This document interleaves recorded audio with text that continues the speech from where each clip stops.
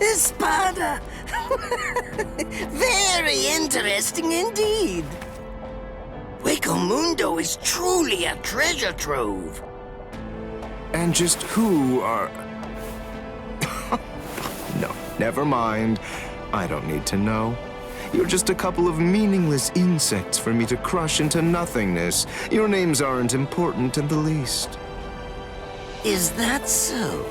Well, actually, come to think of it, I do need to know what your name is. And why is that? What? Why? Do you really not understand? Isn't it completely obvious? I need to know what to put on the label of the specimen jar that I put you in. Oh.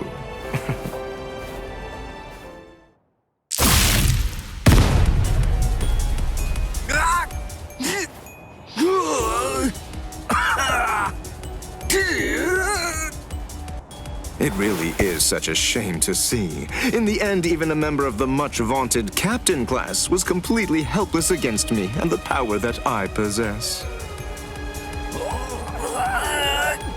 Why, you...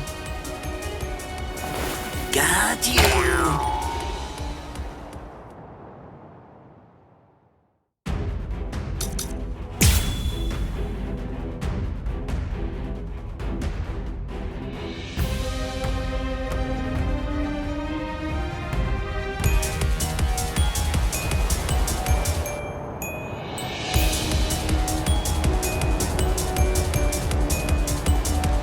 What's this? How can this be? You're actually able to stand up? Oh, give it a rest already. I've grown tired of that trick. Just before I left to come here, I replaced all of my tendons and organs with fake ones. No, it's not possible. It hasn't even been an hour since I fought against the Quincy. It's inconceivable that you could have done so much in such a short amount of time. But I did. That's why I'm here. This duty. Species. What is your God? Impossible. Well, how about this then? Besides, at this point, just as easy as strangling a baby. What are you looking at? Ridiculous. Ridiculous. Such a marvelous result. Be gone! All to you! Don't get Don't push me.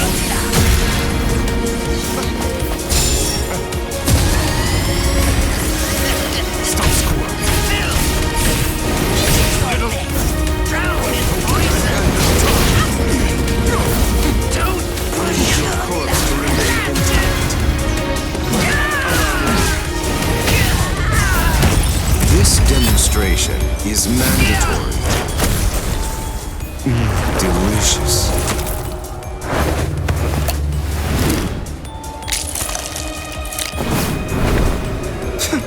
What a boring organ.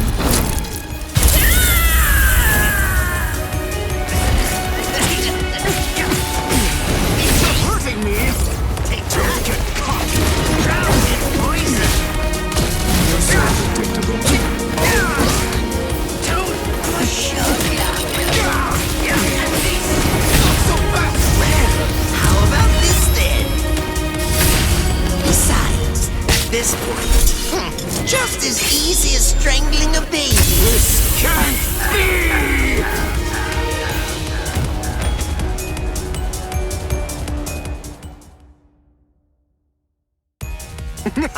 You let your guard down, Captain. Your caution didn't extend to your subordinates' feet. I don't think that you really understand this. You see, I'm entirely useless as a hostage. Oh, shut up! I'm not talking to you right now. All of you, be quiet, all right? Just shut up already. Bankai! Konjiki! Ashi Sogi Jizo!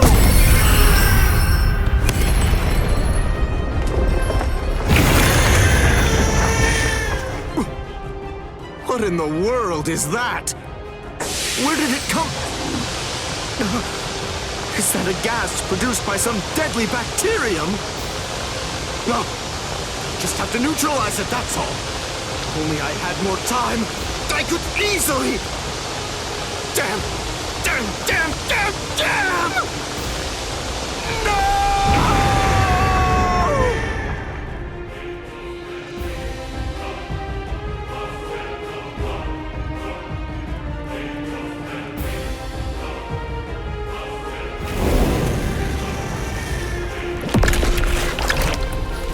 He ate him. Renji, you mean you're infected too? What? Ugh.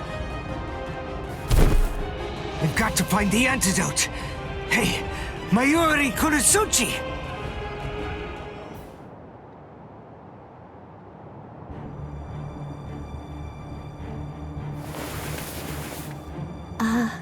Lord Mayuri? I'm sorry, sir, but may I ask if you'll be willing to lend me a hand with this? Lord Mayuri? Hey, you heard her. Go on, give her a hand. You're so unbelievably annoying. Here, there's your antidote. Don't throw it! Hey, hold on. What about her, huh?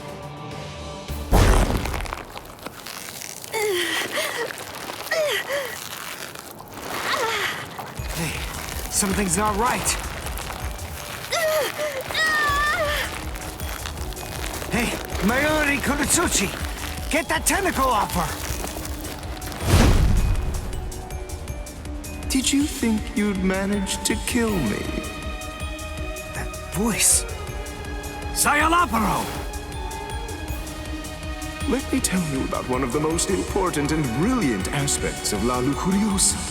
I'm speaking, of course, about its incredibly impressive technique. It's called Gabrielle. It gives me the ability to implant myself in my enemies. Entering the body of my unfortunate opponent by going through the belly button, I lay an egg inside of them, leaving it nestled amid the internal organs, preparing to gestate.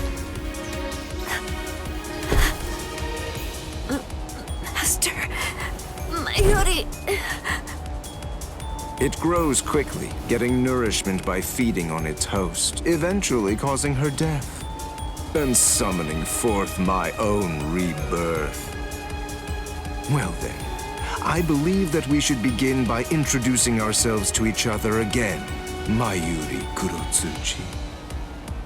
Oh. By going through the process of implanting myself in my enemy, I am able to be reborn. Do you get it? What I'm talking about is immortality and perfection. It's not about avoiding death. It's about death being subverted into becoming a pathway to continued life. In case you aren't fully grasping this, death is not the end for me. Even if you are somehow able to kill me, I will simply be reborn again. The fact is, there is no feasible way that you can kill me. It's patently impossible for you to win if you're facing off against me, Mayuri Kurosuchi.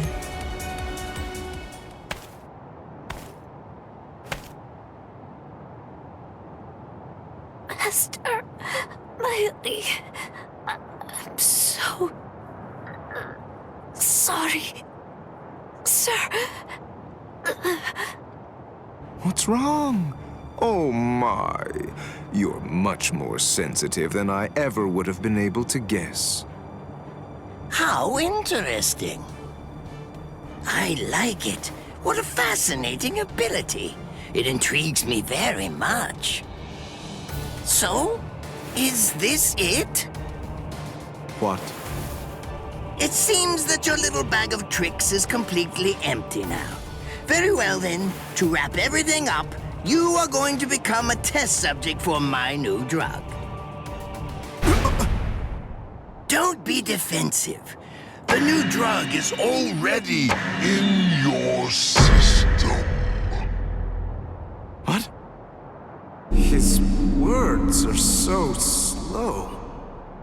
I previously implanted a number of various drugs in Nemu's body, so that way they'd be ingested by whatever devoured her, if she were ever to be eaten. What kind of drugs? This is the special something that I earlier put in the area where you implanted that egg of yours.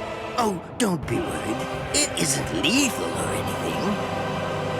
Let's just say that it will make you superhuman. I'm sure you've heard people say that when two masters fight, their swords appear to move in slow motion. That is, time seems to slow down for them. It's a rare and extraordinary phenomenon that occurs when the senses are sharpened to their highest degree. This drug induces a similar effect. It allows anyone who utilizes it to experience that very same but otherwise uncommon sensation. What is this? What's happening? He's talking so slowly, I can't even make out what he's saying. Do you understand what that means, Espada? With this drug, a bullet would appear to hang frozen in the air, even to the untrained eye. Since you've been transformed into a superhuman being, my normal movements must appear to be so slow and lethargic, almost boring. Now, does this sword appear motionless to you? One brief second will feel like it lasts 100 years for you now. In other words, according to the perception of your now superhuman senses, it will take what you experience as several centuries for this sword to reach you. It's amazing, isn't it? Simply incredible. You can attempt to stop it with your hand, but you won't feel the sensation of the blade penetrating the flesh of your palm for 100 years or more. I am more than happy to explain all of this to you, but who knows when my words will actually reach you? Then again, there's really no need to rush. Savor the sensation of my blade entering your heart over the course of an entire century, while your bodily fluids slowly turn to dust. Well then, that's that. I hope you enjoy the next 100 years of misery. A perfect life form. Of course, there's nothing in this entire world that's perfect. It may be a cliché, but nonetheless, it's the truth. That's why the average person yearns for perfection. But then, is perfection really something to be desired or sought out? I think not. It's something empty, stagnant. Frankly, I abhor perfection. Perfection is a dead end. It leaves no room for invention or improvement, nor does it do anything to foster wisdom or encourage the growth of talent. Do you understand? Do you get what I'm saying? For us scientists, perfection means nothing but despair. Try to be greater than everything that's come before, fine, but never seek to achieve perfection. Scientists always struggle with that contradiction, but they also must find pleasure in it, always endeavoring to improve. In other words, the moment that you mentioned perfection is the moment that everything turned for you. By broaching the subject, you'd already lost to me. That is, if you really are someone worthy of being called a scientist.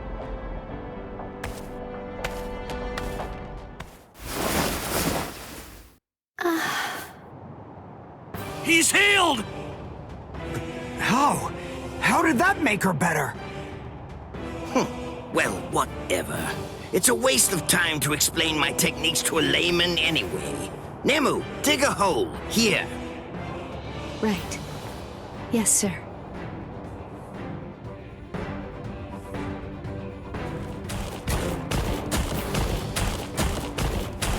Hold on. A door in the middle of all that rubble. I don't get it. How did that ever survive? It's not so surprising.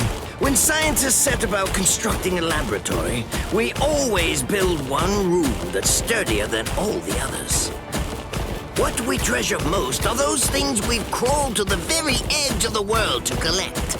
This is the room where we store specimens. Whoa. Now, behold.